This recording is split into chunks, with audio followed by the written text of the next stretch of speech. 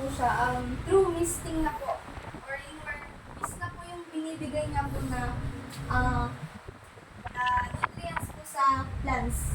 Also, one of the advanced techniques po talaga siya since mas maganda na rin po yung quality na binibigay ng misting since po more oxygen and more nutrients na po yung binibigay na po sa crops po na. With that po, meron po tayong iba't ibang klaseng materials po na kakailanganin or magagamit niyo po when it comes to hydroponics. First po, syempre, yung seeds or yung magiging plants na po mismo. Dito, we can see, example, lettuce seeds. Ito po yung itsura ng raw seeds. And then, ito naman po yung pelletized. And then, we also have the net pots or yung basically yung pot. Yung paglalagyan po yung magiging support ng ating mga plants po.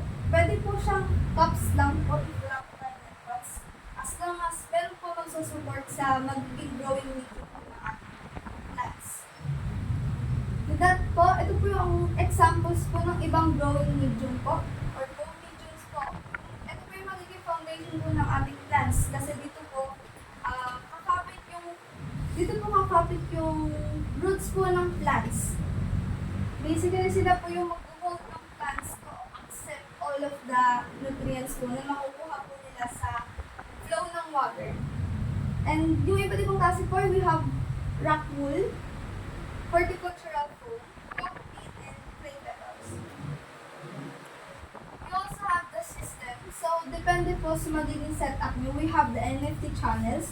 We also have the hydroponics styrobox or the tuna box.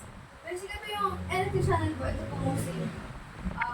Ito po yung for NFT or yung nutrient film technique po kanina na pinakita. And then, dito naman po, mostly po, pang cutting method po. Is parang mas, more beginner friendly po sa mga baguhan pa lang po sa hydroponics po. Then, we also have naman po, when it comes naman po sa mga materials na ito po yung mostly kakailanganin nyo if ang pinili nyo pong system is NFT method. Wherein need nyo po ng reservoir, which is yung pag-stockan po ng water. And then yung solutions po, yung pair and A and B po, wherein sila po yung mag-a-act as nutrients po ng inyong plants. And then the pump po na siya po yung mag-circulate ng water po ng channels from the reservoir channel po. Tapos yung timer po na pwede yung po magamit for the circulation of water po. At the same time, for the grow lights po if ever i-indoor nyo po yung inyong hydroponic setup. That being said, meron po tayong LED grow lights. Ito po yung ginagamit to replace the sun if ever po na ang hydroponic setup nyo po is indoors po or nasa loob po ng inyong bahay.